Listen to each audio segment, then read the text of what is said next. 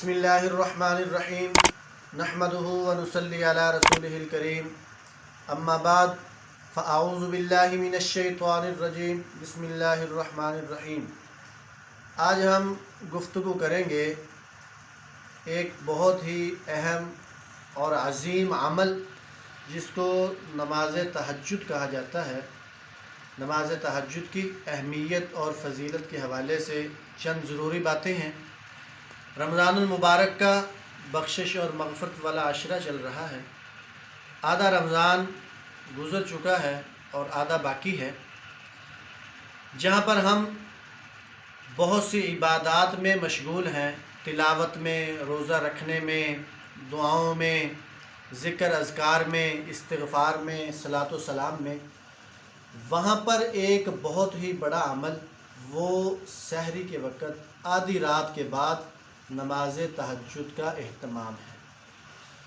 اللہ تعالیٰ نے دین اسلام کے اندر 5 نمازیں فرض قرار دی ہیں، اور اس کے علاوہ ہمارے نبی حضرت محمد الرسول اللہ صلی اللہ تعالیٰ علیہ وسلم نے ان فرض نمازوں کے شروع میں اور بعد میں کچھ رکعتیں اہتمام کے ساتھ ادا فرمائیں، جن کو ہم سنتیں کہتے ہیں، اور اس کے علاوہ کچھ نمازوں کا اہتمام حضور علیہ الصلاۃ والسلام نے فرمایا، جن کو خاص ناموں سے ہم پہچانتے ہیں۔ اشراق کی نماز ہے، چاشت کی نماز ہے، اوابین کی نماز ہے، تحیۃ المسجد ہے، تحیۃ الوضو ہے، صلاۃ التوبہ ہے۔ ان نمازوں میں سے ایک نماز تہجد ہے۔ ایک مسلمان کو فرض نمازوں کے ساتھ ساتھ ان تمام نفل نمازوں کا اپنی زندگی میں اہتمام کرنا چاہیے۔ اس کے 2 فائدے ہوں گے۔ ایک فائدہ یہ ہے کہ حدیث پاک کے اندر آتا ہے، جب کل قیامت کے دن فرض نمازوں میں کوئی کمی کوتاہی نکلے گی تو اللہ تعالیٰ ان نوافل کو فرض نمازوں کے برابر اس کا درجہ دے کر قائم مقام فرما کر قبول فرما لیں گے، وہ کمی پوری ہو جائے گی۔ اور یقیناً ہم سب کمزور ہیں، فرض نمازوں میں سستی کمی کوتاہی ہو جاتی ہے، تو ان نوافل کا اہتمام اس لیے بھی ضروری ہے۔ اور دوسرا اس لیے حدیث قدسی ہے، اللہ تبارک و تعالیٰ فرماتے ہیں کہ جب میرا بندہ نوافل پڑھتا رہتا ہے وہ میرا قرب حاصل کرتا رہتا ہے، یہاں تک کہ وہ اس مقام پر پہنچ جاتا ہے کہ میں اس کی زبان بن جاتا ہوں، میں اس کی آنکھ بن جاتا ہوں، میں اس کا کان بن جاتا ہوں، میں اس کا ہاتھ بن جاتا ہوں، میں اس کے پاؤں بن جاتا ہوں۔ مطلب یہ لکھا علماء کرام نے کہ اللہ تعالیٰ کی رضا میں بندہ بولنے لگ جاتا ہے، اللہ کی خوشنودی کی مطابق وہ دیکھنے لگ جاتا ہے، اللہ کی رضا کی چیزوں کو سنتا ہے، اللہ کے رضا والے کام کرتا ہے، اللہ کی محبت والے امور کی طرف چل کر جاتا ہے۔ تو ان نوافل سے اللہ کی محبت نصیب ہوتی ہے، اللہ کا قرب نصیب ہوتا ہے، اللہ سے ملاقات ہوتی ہے۔ تو ان میں جو سب سے اہم نماز حدیث پاک کے اندر حضرت ابو ہریرہ رضی اللہ تعالیٰ عنہ سے روایت ہے کہ وہ فرض نمازوں کے بعد افضل نماز تہجد ہے۔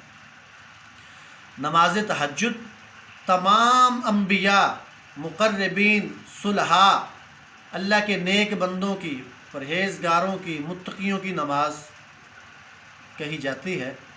جس نے بھی مقام ولایت کو پایا اس نے نماز تہجد کا اہتمام کیا، اس لیے کہ اس وقت ریاکاری کا کوئی شبہ نہیں ہے۔ یہ نماز خاص اللہ کی رضا کے لیے ہے، اور یہ خواہشات کو کچل کر، نیند کے اوپر جو ہے انسان آرے چلا کر رات کی تنہائی میں اللہ تعالیٰ سے خصوصی ملاقات کرتا ہے۔ ہر نفل نماز ہی اللہ تعالیٰ سے خصوصی ملاقات ہے۔ فرض نمازیں یہ عمومی ملاقات ہیں، اجتماعی ملاقات ہے اللہ پاک سے۔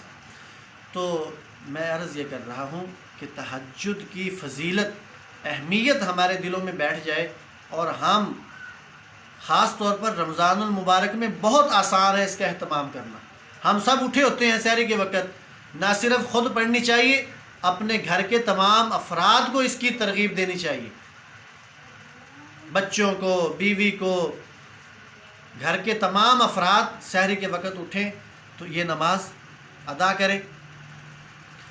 علماء کرام نے لکھا ہے کہ تہجد کی نماز کے ثواب کو حاصل کرنے کے لیے سونا بھی کوئی ضروری نہیں ہے۔ اگر آپ نہیں بھی سوئے عشاء کے بعد سے تو آدھی رات کے بعد یہ تہجد کی نماز پڑھنی چاہیے۔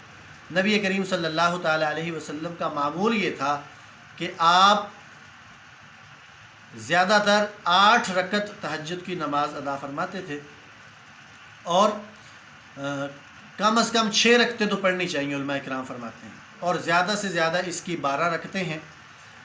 اللہ تبارک و تعالیٰ اس وقت آسمان دنیا پر تشریف لاتے ہیں اور یہ صدائیں ہوتی ہیں، کون ہے جو مغفرت بخشش کا طلبگار ہو، کون ہے جو رزق روزی کا طلبگار ہو، کون ہے جو معافی کا خواستگار ہو، کون ہے جو اللہ تعالیٰ سے عافیت اور صحت کا طلبگار ہو۔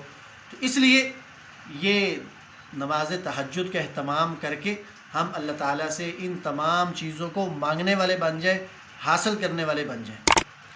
نماز تہجد آخری رات کے حصے میں پڑھنا سحر کے وقت ختم ہونے سے پہلے پہلے یہ افضل ہے، اور اگر آدھی رات کو پڑھنے کا موقع ہے تو آدھی رات کو بھی اس نماز کو پڑھ کر اس کا اجر اور ثواب حاصل کیا جا سکتا ہے۔ اللہ تبارک و تعالی ہم سب کو عمل کی توفیق عطا فرمائے۔